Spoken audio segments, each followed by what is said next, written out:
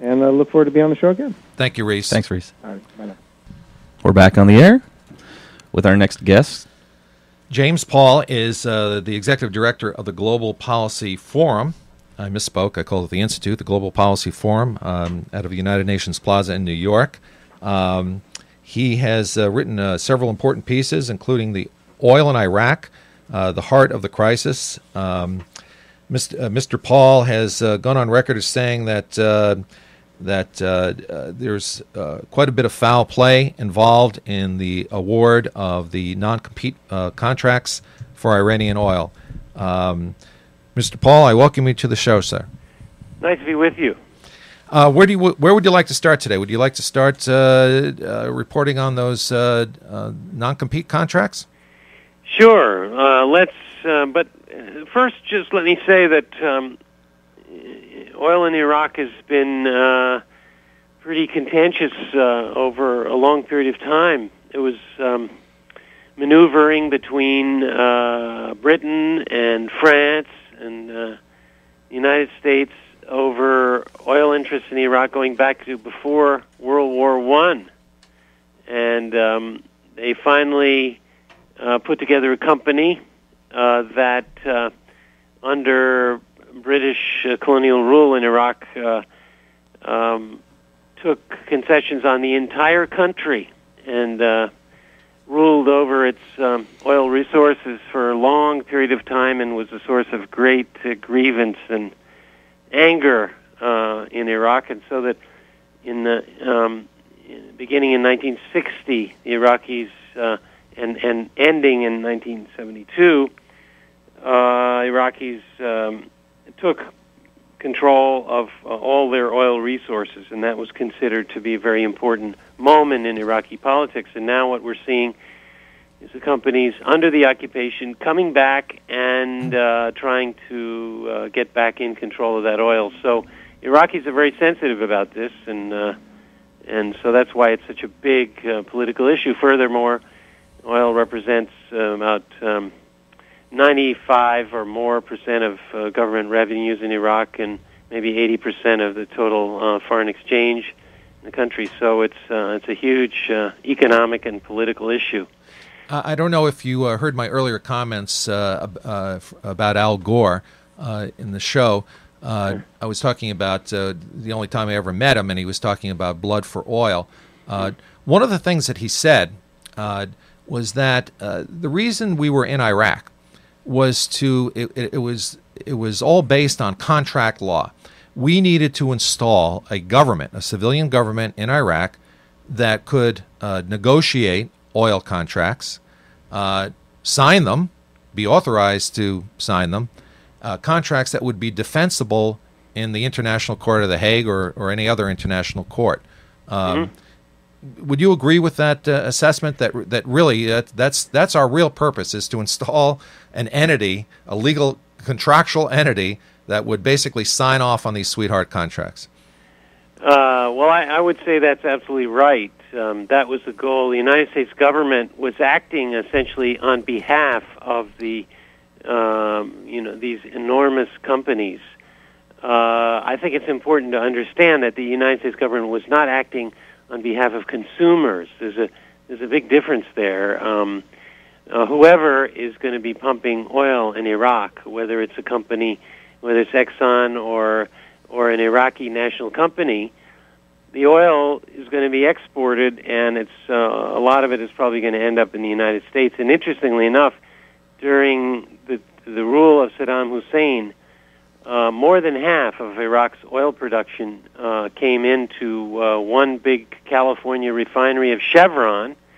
And at that time, who was on the board of Chevron? It was Condoleezza Rice. And Chevron also had a big oil tanker named the Condoleezza Rice. So it's not as if this war was about keeping the oil flowing so that U.S.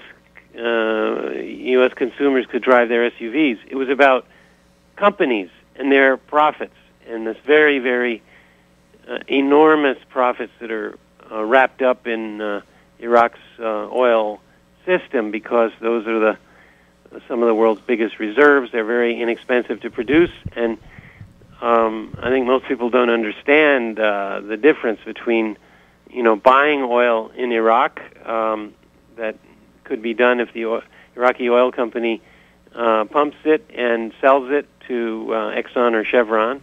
The difference between that and when those companies are actually producing it themselves, their costs are estimated to be about $1 a barrel to produce oil in Iraq.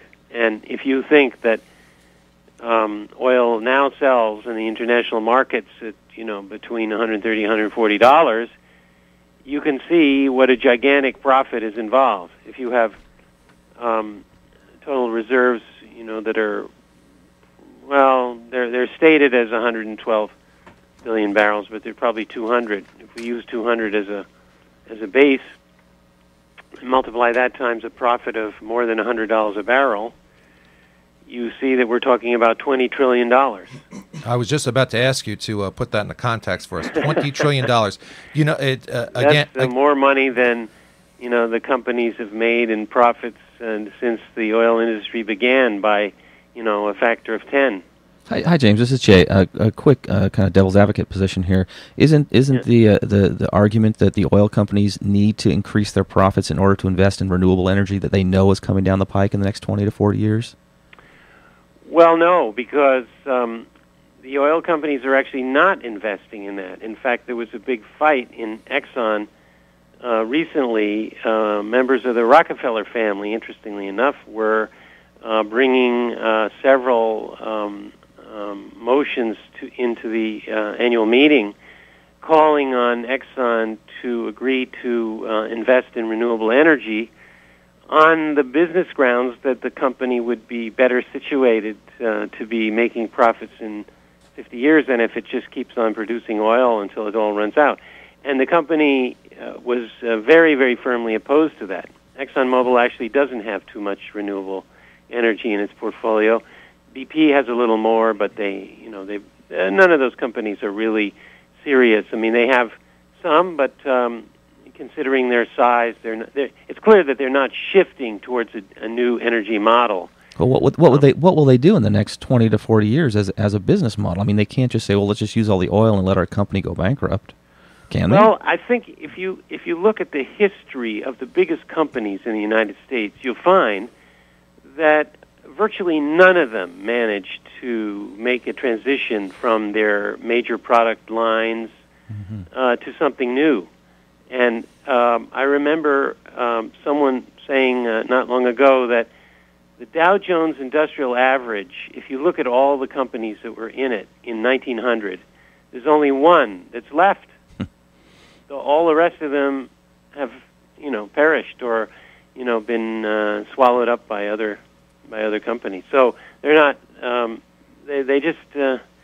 These companies seem so big and so powerful and so rich, and they have so much. There's so many smart people in them, and all the rest of it. You would think that they would be able to make the trend, but they can't. They just don't think that way. All those guys in ExxonMobil are. They're oil engineers, and they're based in Houston, and everything's about, the oil good old boys down there.